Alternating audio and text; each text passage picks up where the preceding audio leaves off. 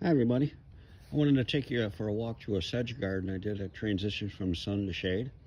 You can see the Allium Christophii in bloom right now, and Allium Molly, the yellow. It's really filling in nicely.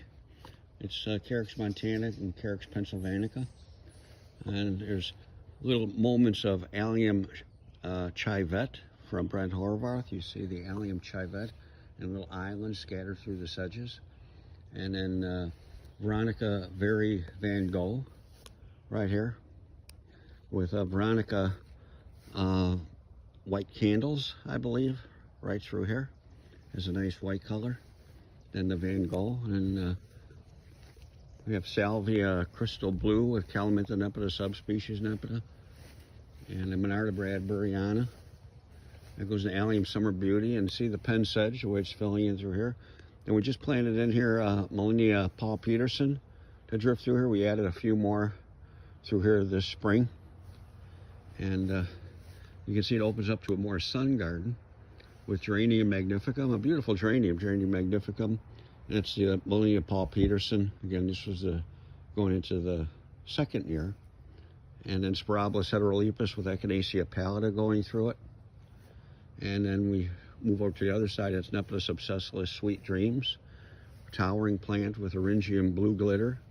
And in between that, I just put in some yellow Nicotianas with the Molinia Paul Peterson. And there's Calamiris Blue Star drifting into Aster Twilight, and groupings of Calamagrostis Carl Forster go through here. And in between that is Perovskia with Echinacea pallida drifting through the Perovskia. And just for fun, there's Cephalaria gigantea back there, along with Agastache nepetoides. And just in front of that is some Amsonia tabernae montana, just a straight species.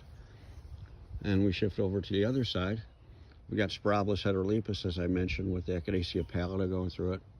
And we have groupings of Echinacea terracotta, and mix in a few Parthenium integrifolium, just two, I think, going through there. And there's a nice Nepeta Junior Walker right through here with Monarda bradburyana, Salvia Wisui with another Monarda bradburyana. So those are the patterns. It's just repetitive patterns, kind of like making a quilt. And as we get into a lower area, it's a little bit more moisture here, but the Nepeta, the Calamintha, does very good. It's just really doing well. These we planted these this year. I forgot the salvias. We replaced some of the salvias. It was too wet on this edge because we had to meet the turf. So the turf, this is a war zone where turf meets another community. So it was a little wet, and the Calamintha have really held up well with the Molinia. I've discovered the Calamintha is a little more forgiving than the salvias in this kind of a situation. And then we get down lower, we get into Deschampsia with a block of Stachys, a block of Deschampsia, more Geranium magnificum. And then we'll get to this other side, and then a block of Deschampsia, and the Calamagrostis Carl Forster again in towers here, grouped here. And it picks it up on the other side of the pathway. And walk through here, it continues with the Deschampsia across the path. The Salvia Crystal Blue has done well, Coreopsis Zagreb, mixed with moments of Echinacea alba through the back with Perovskia. And that goes into Cacalia plantaginea, a grouping of Cacalia with Panicum Heiliger-Hain. I like Heiliger-Hain. It's an old introduction, but a lot of times we forget about the old introductions. We're so caught up in new. And that's a question we ask every day. Hey, what's new? A lot of times new doesn't mean necessarily better. New means new. Just take it as it is. What does new mean? New means new.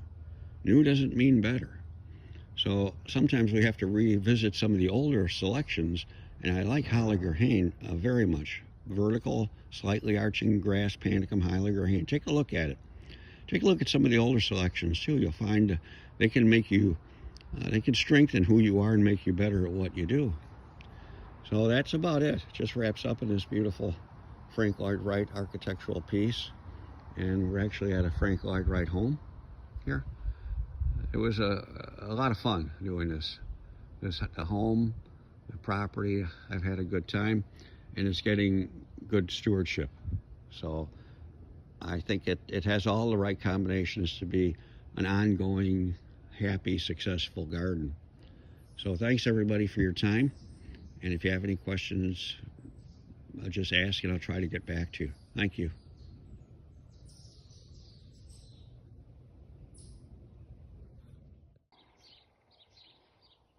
Look at this sanguisorba I got from Future Plants. I think a Pete Outlaw introduction. It's called Sanguisorba Wake Up. It's a softer pink color. You see the seed heads? And it's a very upright, good architecture. The way look how upright it is. So it's called Sanguisorba Wake Up. So I think that's our minute, but we'll take a few more of these tours later. Thanks. Hi everyone, I just stopped at a new Dunkin' Donuts to get a iced tea, and I saw actually a moonshine planted in big sweeps and masses. So what do you think the outcome of this planting will be within a year? Do you think the moonshine will be healthy, or do you think the moonshine will decline along with the dianthus and companion carpathia? And remember, this is $20 a plant planted. The same with the geranium I'm going to show you a little later. You know, one more quick stop I thought I'd add to that quiz on the Dunkin' Donuts. Here's geranium roseanne planted on 2-foot centers. What's the shelf life of geranium roseanne on 2-foot centers? And the weed competition is coming, and the weeds actually know how to live here in the industrial soil. So let's see how the geranium roseanne does in mass planted 2-foot centers. Hi everybody. It's late in the day. It's about 7:30, 8 o'clock on Friday night. So I thought I'd show you a few plants as I'm walking back to the house. This is a geum I got at a local nursery, Elite Growers, called Totally Tangerine. I really liked it. I got what they had left. But look at the spacing between the foliage and the flowers. And the flower color is a beautiful flower, almost like a burnt tangerine color. And as the seed heads have they're very attractive. Totally Tangerine. I'm not sure where I'm going to plant it yet. Let's take a look at some other plants during this minute. Hi everybody, got a minute? I thought I'd show you how we enhanced the bed this summer. It's simple. We took the bed ended right here, then it went to the bank sign. The bank gave them permission to enhance the bed to the bank sign. We took out the red barberries, cleaned all that out. So actually what we added, we played off the sedum stardust, added Spirabolus aeroides. Look at the beautiful second bloom on them. They bloom in June, they'll rebloom in mid-August. So we put in the sedum stardust, crystal blue salvias drifting between the Spirabolus aeroides. We backed it up with some Achillea Heliglashoff 1 and 2 Achillea marmalade, and then drifted Perovsky and white coneflowers through the center, and drifted a little bit of Coreopsis and Stakes Humo into the back. Thought it'd be interesting, and take care everybody, bye. It's 7 o'clock tonight. I thought I'd do a full circle of the garden here at Northwind.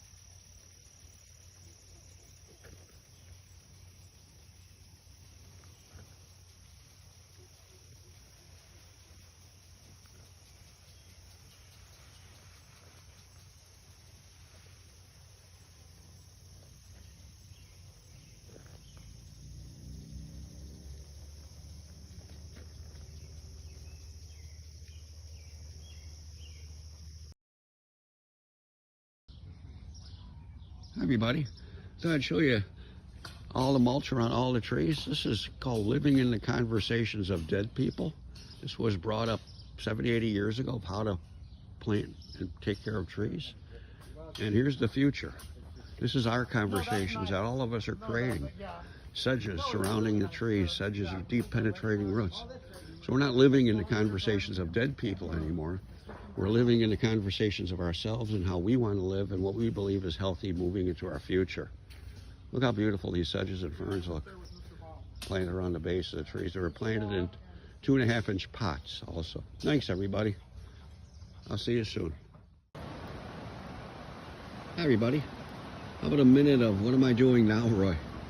I'm doing I've designed and I'm laying out the plans for a garden here in Two Rivers, Wisconsin.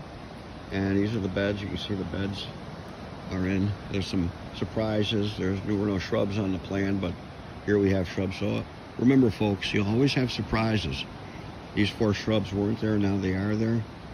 The patio was more curved and defined, but it's still a good space. There's a extra shrub in here at the corner. Okay, that's a surprise, but we can always take plants back too.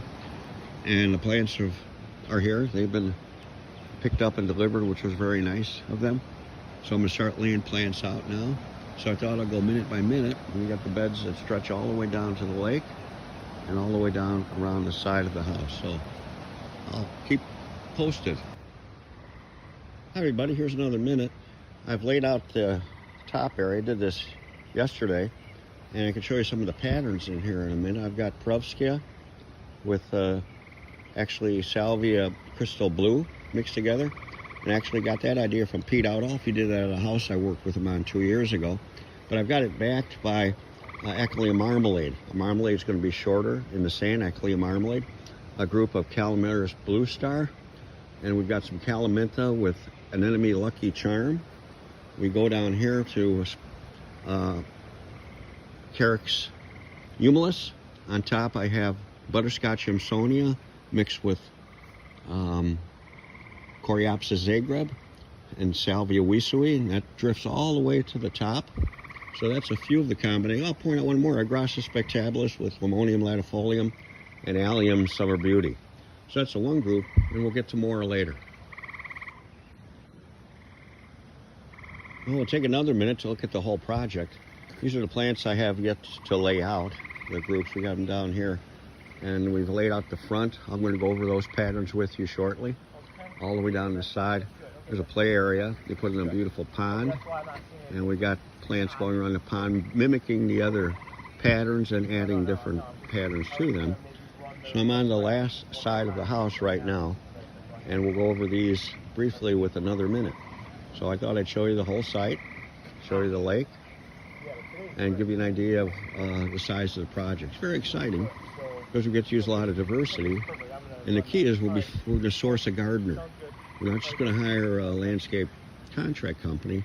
We're going to interview people, maybe some young people from a horticultural program locally, and let them become gardeners. Work with them to see how to care for everything and good stewardship practices. I'm just walking along. I came to check the new planting at Alta Vista we did about 2.5 weeks ago, and everything's looking healthy. We had a good rain Monday. There's nothing like an all-day rain, which is very rare now. Have an all-day gentle rain, but we had that yesterday, and it really perked up the plants. Everything is looking good. And 2 days from now, we're going to be planting the upper level, so we'll go through that planting on the upper level. We'll look at the patterns, the relationship. Isn't that beautiful? That's a flower from future plants called Fixter. It has different shades of blue. Very attractive. And I have what Millennia Transparent, a little buffer ball of Calamintha nepeta subspecies nepeta down below, just to kind of puff out the bottom. So we'll look for that garden on Friday, and take care, everybody. Bye.